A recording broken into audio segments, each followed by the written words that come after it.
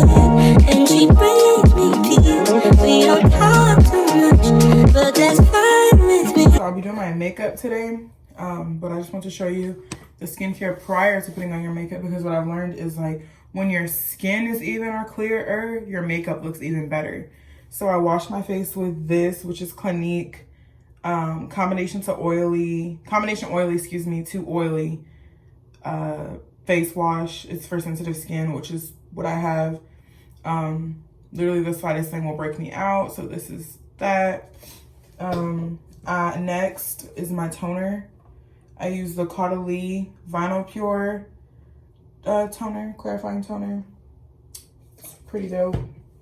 I've been using it for about a year as well, and I've been using this for about 2 years by Clinique, the Dramatically Different Moisturizing Gel. So that's my skincare tidbit. Put all that up. If you want to see a slick back tutorial for how I do my slick backs, I'll show that too. But this is life-changing. I only buy trial size primers. I might get the bigger one of this one just because you're supposed to throw your makeup away after a certain amount of time. And when you are using the bigger primers, like you're not using it all the way up before you're supposed to be throwing it away. Now, do I throw them away? No, because I am broke and I don't have it like that to just be replacing makeup every, like, but you're supposed to. So I just start getting the trial size or smaller sizes so that I can use makeup and replace my makeup in the required or suggested time frames.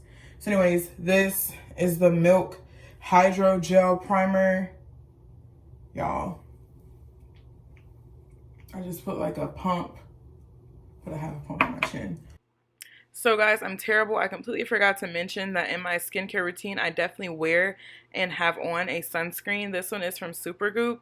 It has SPF 40. It's a mineral sunscreen and it does not leave any cast or anything. It's wonderful. I love it.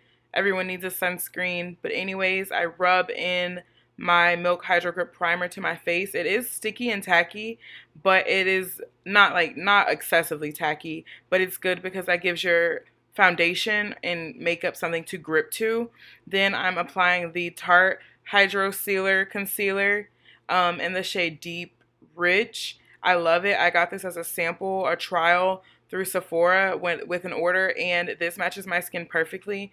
Because it's summer and I have a little bit of a tan, my skin pulls, my undertones are a little bit more red, or my chest is more red, and my other foundation doesn't match because of the summer tan or summer coloration that I have going on. So I needed something more neutral, and this fit perfectly, and it matched my skin and my chest perfectly, and it was just amazing. Love this. I will be getting the full size. So, and then I blend this out with my beauty blender. And with your beauty blender, you want to just blend till everything is blended and clear and just a blank canvas to put the rest of your makeup on. And then next, I go over my foundation with the Maybelline Age Rewind. It's super light, but I like a super bright highlight, and that's why I use this one, and I use the right concealer on top of that one, but it gives me a super bright effect. Here, I'm applying that concealer, and then I'm taking that same wet, damp beauty blender and blending it out. It's okay if it's not completely blended out because this concealer is so kind of like chalky in a sense that I never feel like I can get it completely blended out, but just enough to where you can, see that it's there and it does its effect as far as brightening and concealing. And then I go over it with the correct shade, which I use Stand By, Die Behind, Ride Behind, the Tarte Shape Tape Concealer.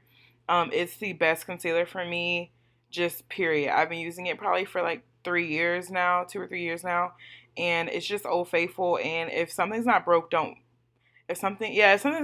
fix it. So I don't try to fix it. I've tried different concealers, and I just feel like nothing gets me together quite like this, so I just stick with this one.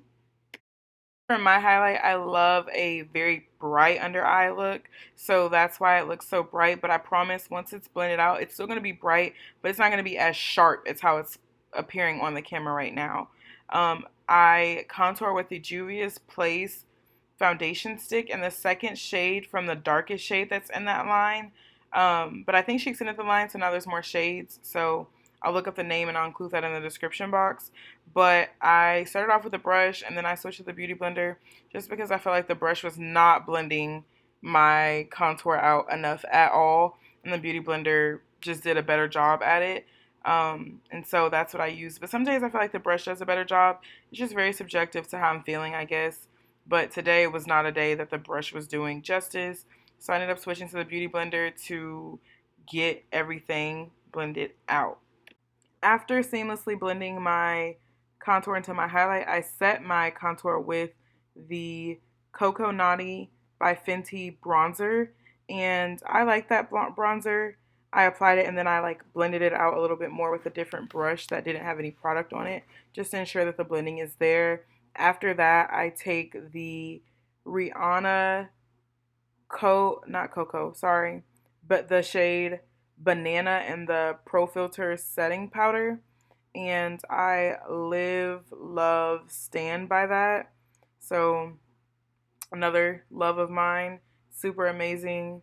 I take, that is a Real Techniques brush that I'm using in this application just because I like the shape, but I don't actually like using Real Techniques brushes to actually apply makeup, just because I feel like they suck. I've never had a good time with them.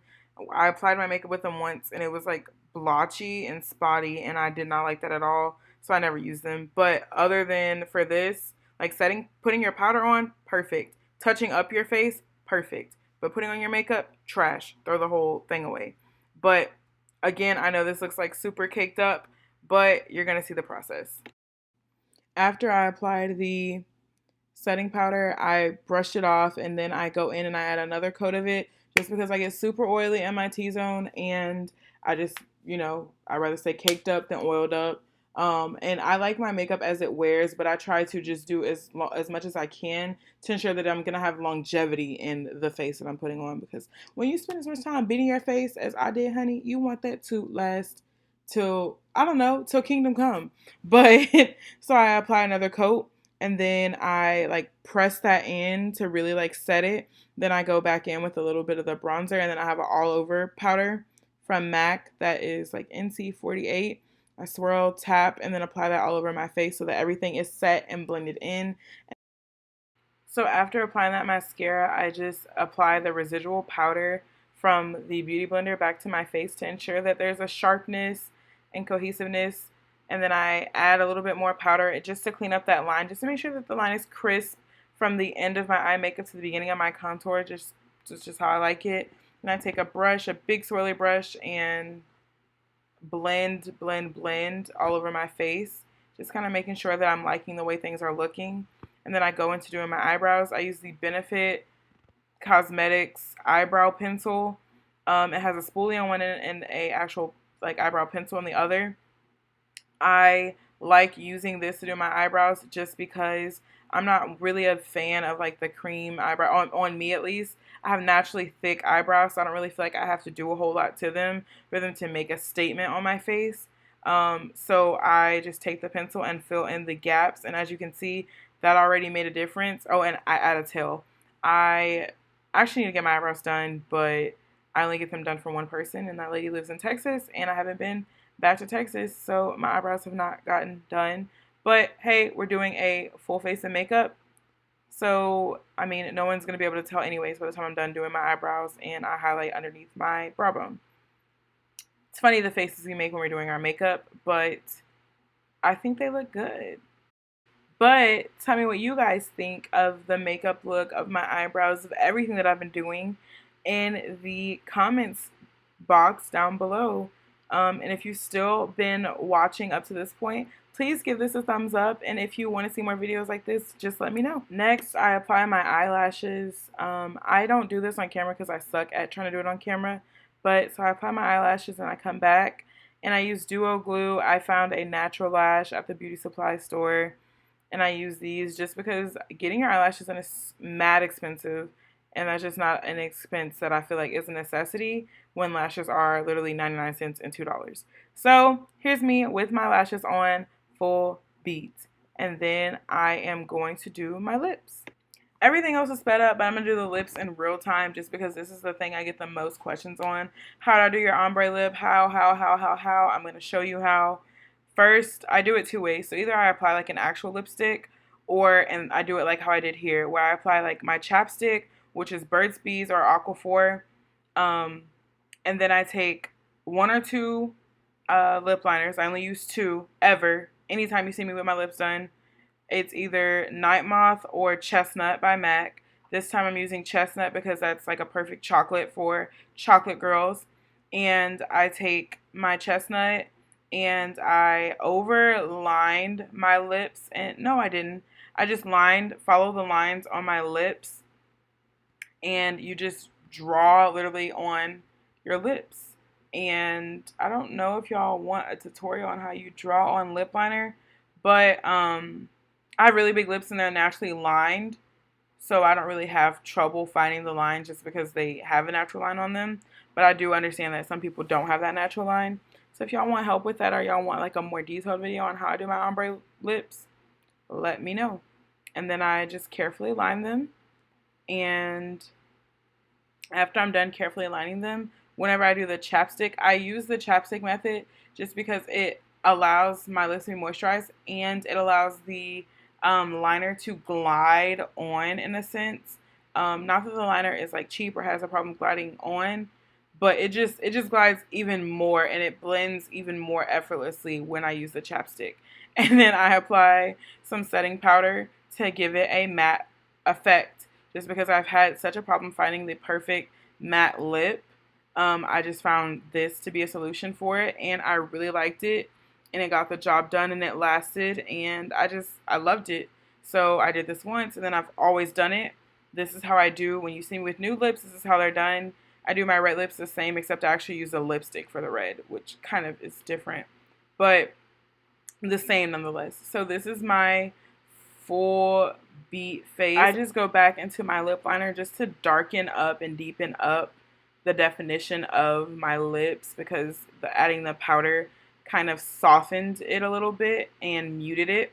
So just to bring it back so that there's that contrast of that dark chocolate liner with that neutral nude lip, I just go back in with that brush that I use all over my face to set it a little bit more, but not too much. And this is the complete face. I just blend out a little bit more with the powder, and that's it. Boom, here's the finished product. I hope you guys loved this video as much as I loved making it for you. As always, please don't forget to like, subscribe, and comment down below letting me know your thoughts, what you think, if you liked it, your steps. Just engage with me. Thank you guys, and I look forward to seeing you in the next video. Bye.